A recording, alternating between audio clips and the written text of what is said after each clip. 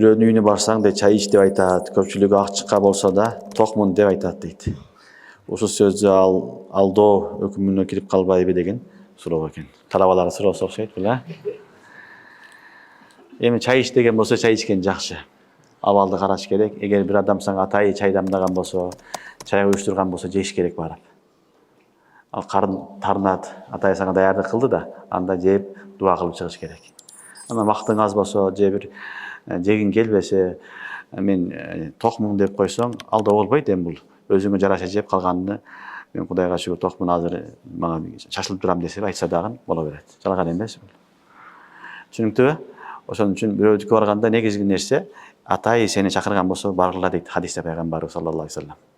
Атай чакырды, бар. Сага атай даярдады, башка кыл. Шариятта хатта бир адам нафил орозо кармаган болсо, анда ошону ачсын дейт.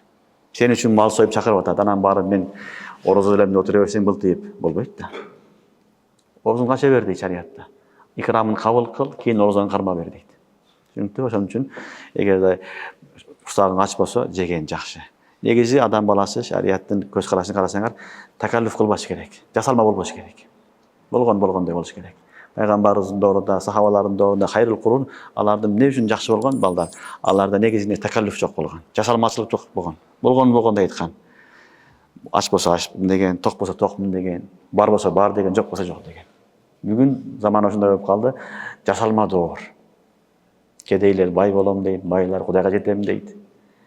Бүт бардыгы жасалмага доорго өтүп кетти. Курсагы ач болсо да токмун дейт. Бай болсо, кедей болсо деле баймын дейт, бай болсо дагы баймын дейт. Ушинтип эле жасалма доорго түшүп эле кыйналып атабыз да. Бирөөдү дуурап, бирөөдү карап эле кыйналып атабыз. Негизи жашоо аябай жеңил. Болгондой амал кыл. Үйүңө чакырып бирөөдү дуураба. Үйүңө чакырып бир кой сой албасаң, бир табак аш кылып бер. Боло берет. 2 нан менен чай бер, ал деле боло берет. Пайгамбарыбыздын доорун карасаңар, сахабалар доорун ушундай болгон. Абу Талха разыяллаху анху айтат, бир күн келсек, пайгамбарыбыз саллаллаху алейхи вассалам ачка экен дейт.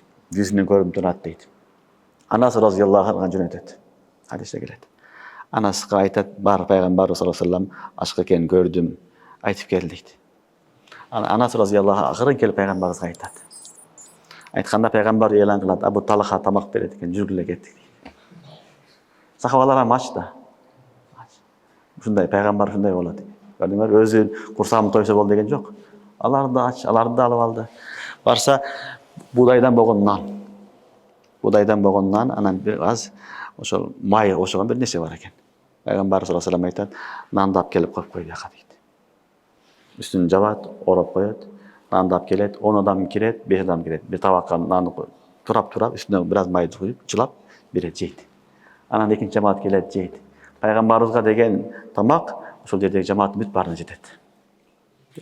Расулуллахтын мажизасы. Көрдүңөрбү? Ошон үчүн адам качан кыйналат? Адам бирөөдү дуурап, бирөөгө жетем деп ойлогондо. Бул дүйнөдө эч качан бирөөдү ээрчибегиле, бирөөдү дуурабагыла. Ар бир адамдын тагдыры башкача, ар башкача. Бардыгы бирдей боло албайт. Бирөөгө жеткенге сен жете албайсың. Түшүнүңөрбү? Алла Таала ар кимге ар кылдуу рызык берген, ар тараптан берген.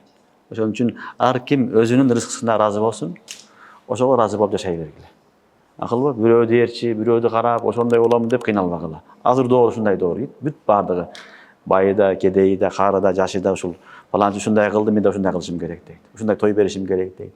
Ушундай үй салышым керек, ушундай машина алышым керек, ушундай кылышым керек деп эле кыйнала берет. Жок. Алла субханаху ва таала тагдырды жазганда ар түрлүү жазган. Ошого разы бол, бирөөдү караба, жашоо жыргал. Мына ушуну пайгамбарыбыз саллаллаху алейхи вассалам өтө чырайлуу кылып айткан. Дүйнөдө жашаганда эмне кыл деген? Өзүңдүн астыңдагыларды караган деген. Өзүңдүн астыңдан карасаң, Аллахтын неаматтары көрүнөт. Үстүңдү карай берсең, сага эчтеке көрүнбөйт.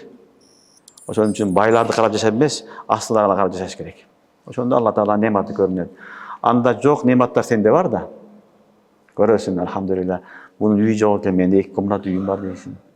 Бул жөө жүрөт экен, менин кичинекей болсо да машинам бар дейсиң. Туурабы? Бунун бут кийими жок экен, менин бут кийимим бар экен дейсиң.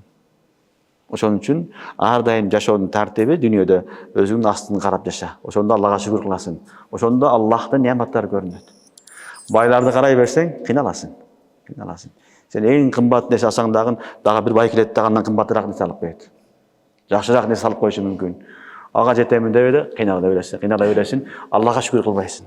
Шүгүргө товфик болбойт. Ал эми динге келгенде тескериси. Динде жарыш кыла деген.